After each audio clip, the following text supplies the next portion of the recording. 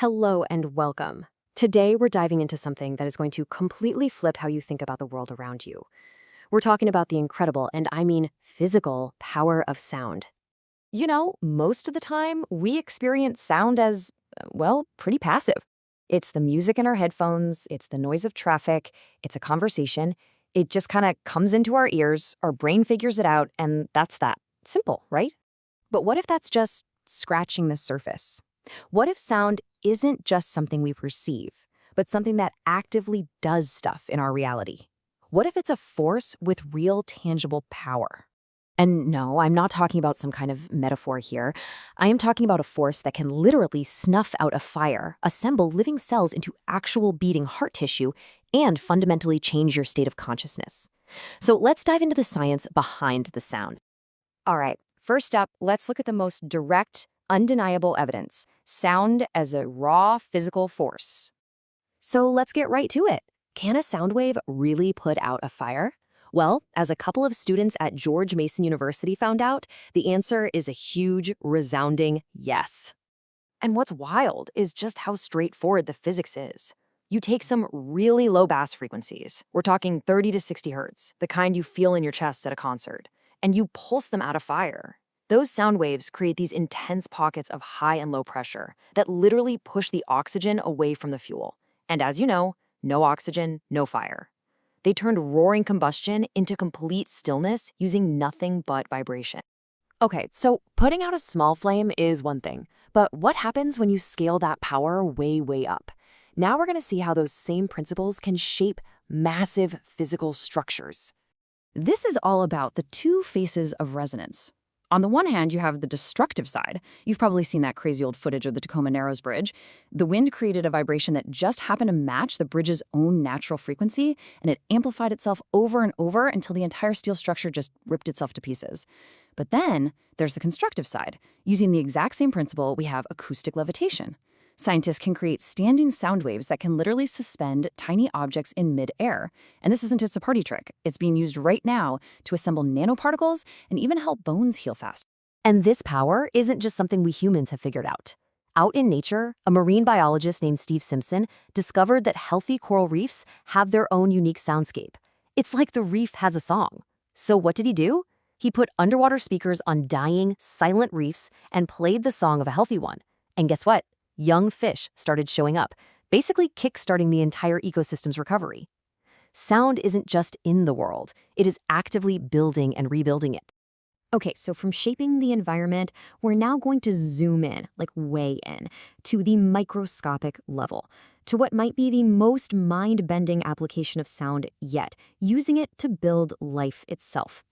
To really get this, you have to understand the challenge. If you want to create functional heart tissue, you have to pack about 100 million cells into a tiny space, like the size of a sugar cube. And they all have to be dense enough to talk to each other and beat as one. For years, this was just a massive roadblock for scientists. The solution that researchers at Stanford came up with is called acoustofluidic tissue engineering. I know, it's a mouthful, but the idea behind it is actually beautiful and pretty elegant. They use these super precisely controlled sound waves to create invisible pressure patterns in a gel. And these patterns gently nudge living cells into the exact formation they need to be in. And get this, here's a quote from the lead researcher, Dr. Sean Wu. He said they can change the entire cellular structure in just seconds simply by tweaking the frequency of the sound. They are literally sculpting living, beating heart tissue with vibration. This isn't science fiction, people. This is happening right now. So, if sound can shape the inorganic world and it can build organic tissue, what's the next logical question? What can it do to our brains? How does all this vibration actually affect our consciousness? Okay, so take a look at this. It's based on fMRI studies, which means we can actually see what's happening in the brain. When you're ruminating, that worry loop that gets stuck in your head, your default mode network is super active. But look what happens during chanting. That same network goes quiet. The part of your brain that gives you a strong sense of being a separate me actually shows less activity. And what do people report feeling? A shift from being stuck in their own head to a feeling of boundless connection. That's not just a nice idea, it is a measurable change in brain function. So how in the world does that work? Well, it's this amazing phenomenon called the frequency following response. or brainwave entrainment. Put simply, your brain's own electrical rhythms will literally start to sync up with a steady external rhythm. Your brain is kind of a copycat, which means you can quite literally use sound to tune your own mental state, nudging it towards focus or relaxation or whatever you want. So let's bring all of this together. We've seen sound put out fire, tear down bridges, grow organs, and rewire the brain. Now, these might all seem like totally separate things, but they are all connected by one single underlying principle. What we're really seeing is one single phenomenon just operating at different scales. The same physical laws that let sound waves push oxygen away from a fire are at play when acoustic waves organize cells into tissue, and again, when our own vocalizations sync up our brainwaves. It's all about organized vibration creating a real, tangible effect. And this is where things get really profound. This is the point where our most cutting-edge science starts to sound a whole lot like ancient wisdom. For thousands of years, from Vedic chants to Gregorian monks, contemplative traditions have taught that sound is a fundamental technology for transforming consciousness. And now, our labs are finally starting to measure exactly how and why that's true.